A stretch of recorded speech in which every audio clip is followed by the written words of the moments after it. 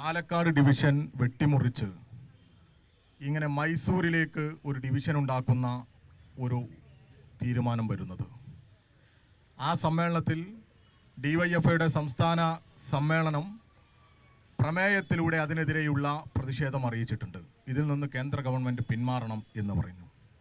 അതിൻ്റെ തുടർച്ചയായി ഇന്നലെയും ഇന്നുമൊക്കെയായി ഡിവൈഎഫ്ഐ വലിയ പ്രതിഷേധത്തിലാണ്.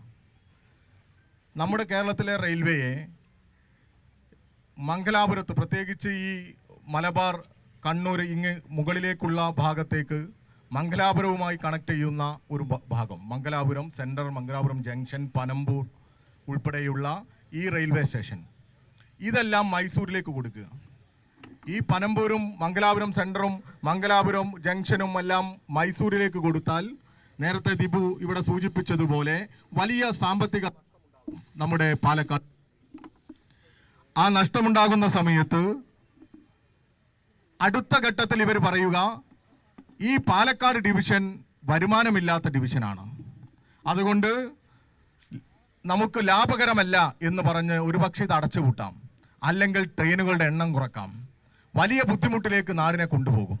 നേരത്തെ 2007 കോൺഗ്രസ് രാജ്യം ഭരിക്കുമ്പോൾ ഇതേ ഒരു സാഹചര്യം നമ്മുടെ കേരളത്തിൽ ഈ പാലക്കാട് ഡിവിഷൻ ഉണ്ടാക്കിയിട്ടുണ്ട്.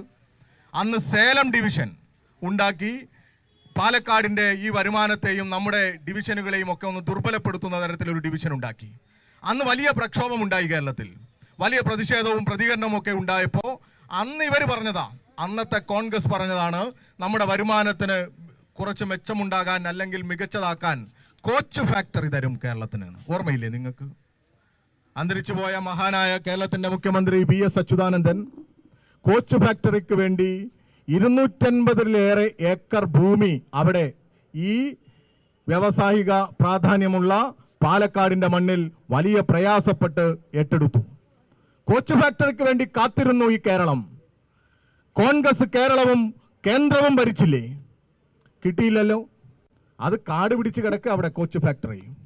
ഇപ്പൊ കഴിഞ്ഞ ദിവസം പാർലമെന്റിനകത്ത് ഇടതുപക്ഷത്തിന്റെ MP സഖാവ് ജോൺ ബ്രിട്ടാസിന്റെ ചോദ്യത്തിന് മറുപടിയായി ഇവർ പറഞ്ഞത് അങ്ങനെ ഒരു സംഭവം ഇല്ല എന്നാ, ഇനി ഉണ്ടാവില്ല എന്നാ പറയുന്നത്. കോച്ച് ഫാക്ടറി ഉണ്ടാവില്ല കേരളത്തിന്. എങ്ങോട്ടേക്കായി കേരളത്തെ ഇവർ കൊണ്ടുപോകുന്നത്? ഇതിൽ വലിയ പ്രതിഷേധവും പ്രതികരണവും ഉയരേണ്ടതുണ്ട്. ഇപ്പൊ ഞങ്ങൾ മാർച്ചുമായി വരുന്ന സമയത്ത് നമ്മുടെ പോലീസുകാര് DYFI സഖാക്കളെ അകത്ത് കയറാതിരിക്കാൻ തടയുകയും ഒരു ചെറിയ കശപിശയൊക്കെ ഉണ്ടാക്കാനുള്ള ഒരു ശ്രമമൊക്കെ നടന്നു. ഈ പോലീസുകാരോടും പറയാനുള്ളത്, നിങ്ങൾക്കും നിങ്ങളുടെ മക്കൾക്കും നമ്മുടെ നാട്ടുകാർക്കും ഒക്കെ വേണ്ടിയാണ് ഞങ്ങൾ ഈ സമരം നടത്തുന്നത്. നിങ്ങൾ കൂടി ഈ ആവശ്യം ഉന്നയിക്കണം. ഇപ്പൊ കേരളത്തിന്റെ മുഖ്യമന്ത്രിക്കും കോൺഗ്രസിനും ഒരു പ്രശ്നം എന്താന്ന് വെച്ചാൽ, ഞങ്ങളില്ല, എന്തിനില്ല, ഏറ്റുമുട്ടാനില്ല. ആരോട്? കേന്ദ്ര സർക്കാരിനോട്. എന്താ കാരണം? ആരാ നിങ്ങളോട് ഏറ്റുമുട്ടാൻ പറയുന്നത്? എന്തിനാ നിങ്ങളോട് ഏറ്റുമുട്ടാൻ പറയുന്നത്?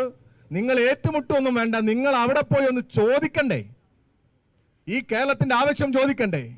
ഈ നാടാകെ ഈ റെയിൽവേ വികസനത്തിന് വേണ്ടി, കേരളത്തിന്റെ റെയിൽവേ വരുമാനത്തിന് വേണ്ടി, പുതിയ ട്രെയിനിന് വേണ്ടി, പുതിയ കോച്ചുകൾക്ക് വേണ്ടി എല്ലാം വിവിധ ഘട്ടങ്ങളിൽ സമരവും ആവശ്യവുമായി നടക്കുകയല്ലേ? എത്ര ഈ പാസഞ്ചേഴ്സ് അസോസിയേഷൻ ഉൾപ്പെടെ വിവിധ ഇതിൽ യാത്ര ചെയ്യുന്ന ആളുകളൊക്കെ ഓരോ ആവശ്യങ്ങൾ ഉന്നയിക്കുന്നതാ. ആ ആവശ്യങ്ങളോടൊക്കെ മുഖം തിരിഞ്ഞു നിൽക്കുന്ന സമീപനമാണ് ഇവിടെ സ്വീകരിച്ചുകൊണ്ടേയിരിക്കുന്നത്.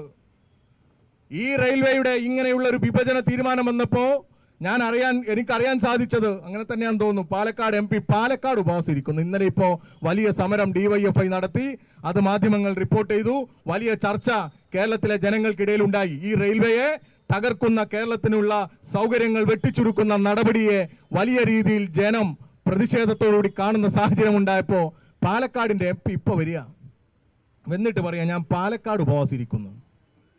മിസ്റ്റർ MP, നിങ്ങൾ ഉപവാസം ഇരിക്കേണ്ടത് പാലക്കാടല്ല, നിങ്ങൾ ഇരിക്കേണ്ടത് ഡൽഹിയിലാണ്. ഈ കേരളം നിങ്ങളോടൊപ്പം ഉണ്ടാകും. നിങ്ങളുടെ സതീശൻ, കേരളത്തിന്റെ മുഖ്യമന്ത്രി, ഏറ്റുമുട്ടാനില്ല എന്ന് പറഞ്ഞ് വിനീതനായി, വിധേയനായി സംഘപരിവാറിന് മുമ്പിൽ ഇരിക്കുന്നത് പോലെ നിങ്ങൾ ഇരിക്കരുത്. ഈ നാട് ജയിപ്പിച്ചതാ നിങ്ങളെ MP ആയി. എന്താ MP യുടെ ഉത്തരവാദിത്വം? ഈ നാട്ടിൽ നിലവിലുള്ള സൗകര്യങ്ങളാണ് ഇല്ലാതെയാക്കുന്നത്. ആ സമയത്ത് നിങ്ങൾ ഇവിടെ ഉപവാസം ഇരുന്ന് ജനങ്ങളുടെ മുമ്പിൽ കണ്ണിൽ പൊടിയിടാനുള്ള ശ്രമം നടത്തരുത്. ആത്മാർത്ഥമായി ഈ വിഷയത്തിൽ ഇടപെടണം MP-യും കേരള ഗവൺമെന്റും. എന്തേ കേരള ഗവൺമെന്റ് ഇടപെടാത്തത്? ഇടതുപക്ഷ ഗവൺമെന്റ് കേരളത്തിൽ BJP-യോട് ഈ സംഘപരിവാരത്തിന്റെ നയത്തോടാണ് ഏറ്റുമുട്ടിയത്. അല്ലാതെ എന്താ പ്രശ്നം? ഈ നയങ്ങളോടാണ് പ്രശ്നം. അതോടൊപ്പം അവരുടെ വർഗീയതയോടാണ് പ്രശ്നം. അവര് കേരളത്തെ ഉപദ്രവിക്കുന്ന, കേരളത്തെ സാമ്പത്തികമായി തകർക്കുന്ന, കേരളത്തിന് ന്യായമായും കിട്ടേണ്ട ആനുകൂല്യങ്ങൾ തരാതെ തടഞ്ഞു നിർത്തുമ്പോഴാണ് ഞങ്ങളെല്ലാം പ്രതിഷേധത്തിനും പ്രതികരണത്തിനും വരുന്നത്. അല്ലാതെ ഞങ്ങളുടെ ആരുടെയും വ്യക്തിപരമായ കാര്യത്തിനല്ല മിസ്റ്റർ സതീശൻ മുഖ്യമന്ത്രി. നിങ്ങൾ പറയണം, ഇടപെടണം, ശക്തമായി ഇടപെടണം. കേരളം ഒറ്റക്കെട്ടായി ഈ ഡിവിഷൻ നിലനിർത്തുന്നതിനാവശ്യപ്പെട്ട് സമരത്തിനിറങ്ങണം, പോരാട്ടത്തിനിറങ്ങണം. അതാ വേണ്ടത്. അല്ലാതെ മാറി നിൽക്കലല്ല. ഇനി അല്ല, ഇതും നിങ്ങളുടെ ഡീലിന്റെ ഭാഗമാണെങ്കിൽ അത് പറയണം. ഞങ്ങൾ കുറെ ആയിട്ട് ഇവിടെ ഡിവൈഎഫ്ഐയും CIT ഉൾപ്പെടെയുള്ള ഈ റെയിൽവേയിലെ ജീവനക്കാരുടെ സംഘടനയൊക്കെ പറയുന്നുണ്ട് റെയിൽവേയെ സ്വകാര്യവൽക്കരിക്കാൻ ശ്രമിച്ചുകൊണ്ടിരിക്കുകയാണ് എന്ന്. റെയിൽവേയുടെ ഭൂമി നേരത്തെ വലിയ കോർപ്പറേറ്റുകൾക്ക് കൊടുക്കുന്നു. റെയിൽവേയിലെ ജീവനക്കാരുടെ എണ്ണം കുറക്കുന്നു. നിലവിൽ റിട്ടയർ ചെയ്തു പോയവർക്ക് പകരം താൽക്കാലികക്കാരെ, അപ്രന്റീസുമാരെ നിയമിക്കുന്നു. അങ്ങനെ റെയിൽവേയെ ഘട്ടം ഘട്ടമായി സ്വകാര്യവൽക്കരണത്തിലേക്ക് കൊണ്ടുപോകാൻ ഇവർ പരിശ്രമിക്കുന്നുണ്ട്. നേരത്തെ കോൺഗ്രസ് ആലോചിച്ചു, ഇപ്പതാ BJP അതിതീവ്രതയിൽ നടപ്പിലാക്കുക. രാജ്യത്തെ തുറമുഖങ്ങളും വിമാനത്താവളങ്ങളുമെല്ലാം സ്വകാര്യവൽക്കരിച്ചതുപോലെ റെയിൽവേയെയും ഇതുപോലെ അദാനിക്ക് മുമ്പിൽ കൊണ്ടുകൊടുക്കാൻ ഈ BJP ആഗ്രഹിക്കുമ്പോ അതിനോടൊപ്പം അദാനിയോട് കൂട്ടുകെട്ടുണ്ടാക്കിയ ഈ കേരളത്തിലെ മുഖ്യമന്ത്രി ആഗ്രഹിക്കുന്നുണ്ടോ ഇല്ലേ എന്ന് കൂടി പറയണം. ഈ റെയിൽവേ തകർക്കാൻ എന്തൊക്കെ പ്ലാനുകളാണ് നിങ്ങൾ ഉണ്ടാക്കിയത് എന്ന് നിങ്ങൾ അല്ലെങ്കിൽ പറയണം. അല്ലെങ്കിൽ നിങ്ങൾ സമരത്തിനിറങ്ങണം, നിങ്ങൾ പ്രതിഷേധിക്കണം. ഇത് നിലനിർത്താൻ ആവശ്യപ്പെട്ട് വലിയ രീതിയിലുള്ള പ്രക്ഷോഭത്തിന് നേതൃത്വം കൊടുക്കണം. ഇത് മാത്രമല്ല, ഇപ്പോൾ ഇതാ സച്ചിൻ കടിഞ്ഞ ബാലുശ്ശേരി MLA, ഞങ്ങളുടെ ഡിവൈഎഫ്ഐയുടെ സംസ്ഥാന ജോയിന്റ് സെക്രട്ടറിയാ. സച്ചിന്റെ മണ്ഡലത്തിൽ കിനാലൂരിൽ കേരളത്തിന്റെ എയിംസ് ഓർമ്മയില്ലേ നമുക്ക്? All India institute of medicals ഇവിടെ വരും. ഈ എയിംസ് വരും. എത്ര കാലാ പറഞ്ഞത്? അത് വരുമെന്ന് പ്രതീക്ഷിച്ച് സച്ചിന്റെയും ഗവൺമെന്റിന്റെയും ഒക്കെ നേതൃത്വത്തിൽ KSIDCയുടെ സ്ഥലമല്ലേ 200 ഏക്കറിലധികം ഭൂമി ഏറ്റെടുത്തു. വർഷങ്ങളായി. എന്താ പ്രതികരിക്കാത്തത്? ഞങ്ങൾ നിരവധി സമരങ്ങളും പ്രക്ഷോഭങ്ങളും ഒക്കെ നടത്തിയില്ലേ?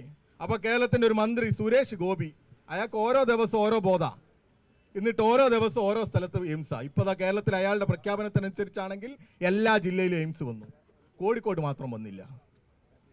എന്താ ഇവരുടെ ഒരു താല്പര്യം? കേരളത്തിന് ഒന്നും കൊടുക്കരുത് എന്നുള്ളതാണ് ഇവരുടെ താല്പര്യം. BJP ഈ കേരളത്തിന് ഒരു എയിംസ് തരുന്നില്ല, ഈ റെയിൽവേയെ തകർക്കുന്നു, അങ്ങനെ വലിയ രീതിയിൽ മുന്നോട്ട് പോകുന്നു. പക്ഷെ ആ സമയത്ത് ഇപ്പോ കോൺഗ്രസ് ആണല്ലോ കേരളം ഭരിക്കുന്നത്. ഇവിടുത്തെ MP-മാരെല്ലാം ഒന്നൊഴിച്ചെല്ലാം നിങ്ങളാണല്ലോ, കോൺഗ്രസും UDF-ഉം ആണല്ലോ. നിങ്ങൾ ഇടപെടണ്ടേ? ഈ MP-മാർ കേരളത്തിന്റെ ആവശ്യത്തിന് വേണ്ടി ഈ നരേന്ദ്രമോദിക്ക് മുമ്പിൽ, കേന്ദ്ര ഗവൺമെന്റിന് മുമ്പിൽ ശക്തമായി പ്രതികരിക്കണ്ടേ? എന്താ ഇടപെടാത്തത്? വിധേയപ്പെട്ട് നിൽക്കുകയാണോ? RSSന് BJPക്ക് വിധേയപ്പെട്ട് നിൽക്കുന്നവരായി നമ്മുടെ കേരളത്തിലെ MP-മാരും കേരളത്തിലെ ഭരണ സംവിധാനവും മാറി. എന്നാൽ ഇവരോടൊക്കെ പറയാനുള്ളത്, സന്ധിയില്ലാത്ത പോരാട്ടത്തിന് ഈ കേരളത്തിലെ DYFI ഉണ്ടാകും എന്ന് തന്നെയാണ്. ആ പോരാട്ടത്തിലാണ് DYFI ഇറങ്ങിയത്. ഈ ജനങ്ങളെ ആകെ അണിനിരത്തി ഈ BJP ഗവൺമെന്റിന്റെ, കേന്ദ്ര ഗവൺമെന്റിന്റെ തെറ്റായ നയങ്ങൾക്കെതിരെ വലിയ പ്രതിഷേധങ്ങൾ ഉയർത്തിക്കൊണ്ടുവരും.